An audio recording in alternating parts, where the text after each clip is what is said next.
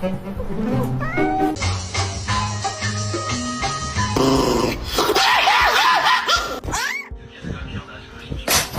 oh, just look at that happy, oh, the happy dog.